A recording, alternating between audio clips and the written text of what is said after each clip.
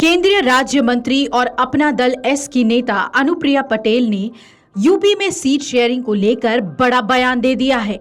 लोकसभा चुनाव 2024 के लिए बीजेपी के साथ सीट बंटवारा समझौते के सवाल पर केंद्रीय राज्य मंत्री अनुप्रिया पटेल ने कहा कि उत्तर प्रदेश में 2 सीटों पर हमारे सांसद हैं। हमने सीट बंटवारे पर अभी तक बीजेपी के साथ चर्चा नहीं की है। इस संबंध में सही समय पर चर्चा की जाएगी। हम एनडीए के एक महत्वपूर्ण घटक हैं और हमने 4 चुनावों यानी 2014, 2017, 2019 और 2022 एक साथ लड़े हैं और भविष्य में भी गठबंधन में चुनाव लड़ेंगे।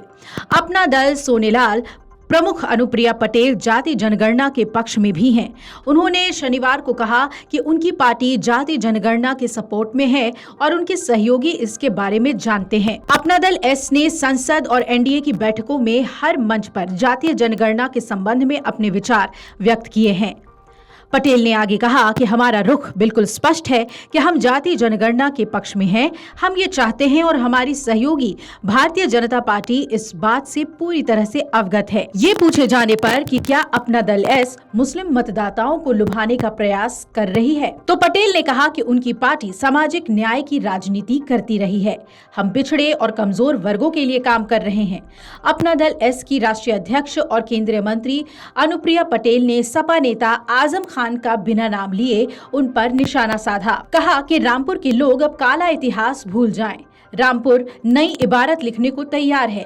केंद्रीय मंत्री ने शनिवार को रामपुर में फिजिकल कॉलेज के मैदान में आयोजित मंडलीय कार्यकर्ता सम्मेलन में कहा कि रामपुर की जनता ने जिन नुमाइंदों को चुना वो नुमाइंदे अपना कर्तव्य भूल गए। अनुप्रिया ने कहा कि रामपुर के लोग रामपुर के काले इतिहास को अब भूल जाएं।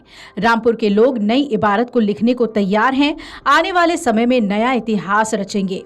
उन्होंने दलितों और पसमानदा समाज को साधते हुए कहा कि अपना दल ही ऐसा राजनीतिक दल है जिसको दलितों, पिछड़ों के साथ ही अल्पसंख्यकों की भी चिंता है। एनडीए को पहला मुस्लिम जनप्रतिनिधि देने का काम अपना दल एस ने किया। उन्होंने कहा कि जातीय जनगणना की बात करने वाले दल उस वक्त कहां थे जब देश और प्रदेश में उनकी सरकारें थी। पिछड़ा वर्ग को नीट की परीक्षा के साथ ही केंद्रीय विद्यालयों, नवोदय विद्यालय और सैनिक स्कूल में आरक्षण दिलाने का काम भी अपना दल एस ने किया।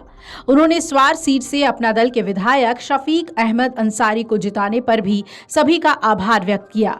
इस मौके पर अपना दल एस के कार्यवाहक राष्ट्रीय अध्यक्ष और प्रदेश सरकार के कैबिनेट मंत्री आशीष पटेल ने कहा कि अपना दल शोषितों और वंचितों की लड़ाई लड़ रहा है। पसमानदा समाज की तरक्की के लिए भी अपना दल तेजी से काम कर रहा है। उन्होंने कहा कि सभी को इंसाफ मिले, इसे लेकर पार्टी संघर्ष कर रही है।